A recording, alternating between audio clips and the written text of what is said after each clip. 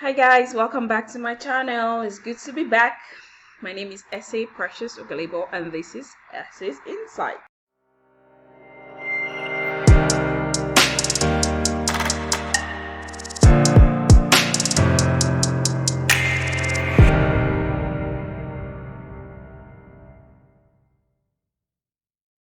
Okay, so on this channel, I talk about life, I talk about experiences, I talk about everything, what have you.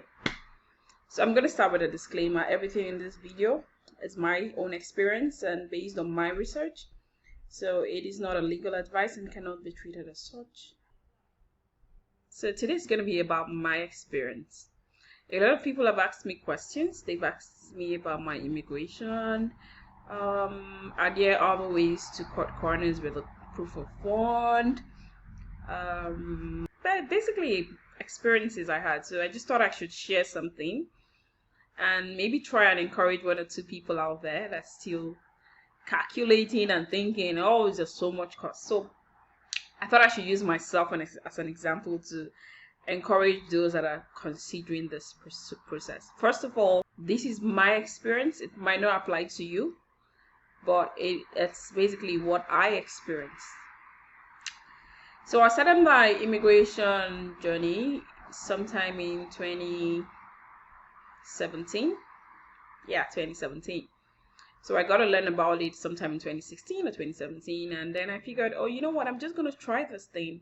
So I casually applied to write IELTS, and I didn't take it seriously. I read the first IELTS, and I didn't do badly either, but I didn't realize that I had to be strategic about this thing. So I wrote my IELTS, and when I wrote the IELTS, I think I had 7.5 in listening, 8.0 on the rest. And I was less than 30, so I thought, woo, yay, I got the shit, right? So I did my certificate evaluation afterwards. I used West at the time, and West evaluated my degree as equivalent to 4 years. But then I didn't think that there was a problem with it because I was doing it on my own, right? And I was doing it casually, so I didn't think that I could get a better evaluation. So when I got that, I was like, well, I'm just gonna go on the pool. So I put in my details into the pool, and guess what? My score was 380 or 390 something, and I'm like, I don't get this. I had such a good IELTS. I'm less than 30. I studied law, which was a professional course. So what the hell is making my score so low? I felt so disappointed, and I felt, well, maybe I can't do this on my own after all. But at that point, that was when I decided to be intentional about it. I decided to do my research. And then I got to realize that if I had 8 in listening, then, or anything above 8 in listening, it would shoot my score up by 40 points. Whew, God, how the hell am I going to write this IELTS again? So I just tossed it in the corner because, like I said, I did it casually, and I decided to continue with whatever I was doing. But when I tried one or two things back home and it wasn't working, I said, you know what, I'm just going to dust this thing and write the IELTS again. And then I wrote IELTS again. After writing IELTS, at this point, I was intentional, like I said, so I just put my head all in, and when I did lots of listening practice and all, and then I think I had 8.5 in listening, and I even dropped on the other. Yeah, but I didn't care at the time because I said, you know what, I got listening. I remember the day I summarized my score and it was 8.5. You know, I was so excited. Okay, at this point I felt that, well, if I put this back in the pool, I would be up and above again. So I put it in the pool. I think it only added 30 or 40 marks, but I was up to maybe 420.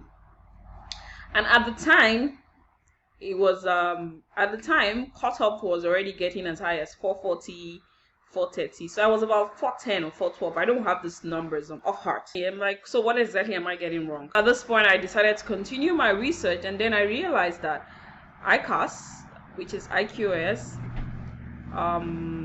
they give a better evaluation for lawyers. So the question was I going to spend an extra 100 and something thousand naira at the time to do a second evaluation. So at a point I decided, you know what, whatever is worth doing is worth doing well. So I went all out. I did it again. So it took about 6 months before it came, and it finally did come. And when it came, of course it came as equivalent to professional degree, which on the Express Entry poll is equivalent to master's. So I put it all in and my score skyrocketed to about 457. Voila! Why I decided to make this video, because I have had lots of questions. And did I have fears? Yes, I did have fears. Was I worried about proof of fund? Oh my god, that was my worry from the first day. But I decided to take a leap of faith and do one thing at a time. So when I put it up, I got my invitation to apply the next day. Because luckily for me, they had the draws the next day. Now, this is where the real story begins. You get 60 days to send in your application. When I put it up, the first 60 days went by. I could not raise the proof of fund. Then I had to decline.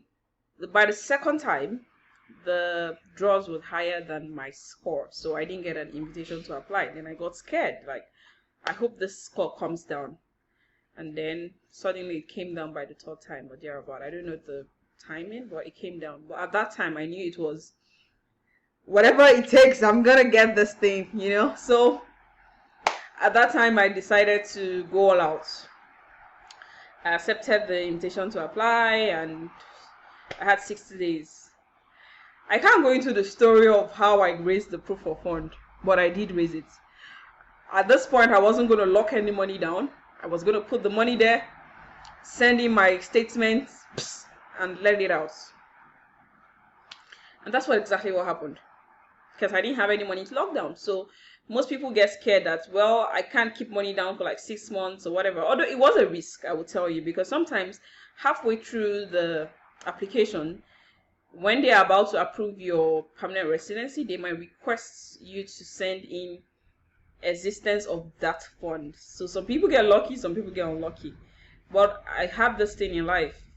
As time goes on, everything is going to take care of itself, right? So I was about sending it out. So I sent out my application, got some money and put it down there, and then after which I released the money and I was back to whatever was in my account. I'm not saying. So yeah, and in less than 3 months, I got a request to pay for my permanent residency because I didn't pay for it at the first time, and 2 months after, I got the permanent residency. So that's the story. So basically, I'm saying the story just to encourage anybody out there, because I've had a lot of questions, that you don't have to have everything handy. The thing is, start it. You might be worried that you're probably over 30 or to over 40, and then you probably feel, I may not get provincial nomination. For those that are looking at provincial nomination, the thing is, the first things first, start it. No matter how long it takes, with dedication, and when you set your mind at it, you would get it. So all you need to do is start it. You need to want it for you to be able to get it.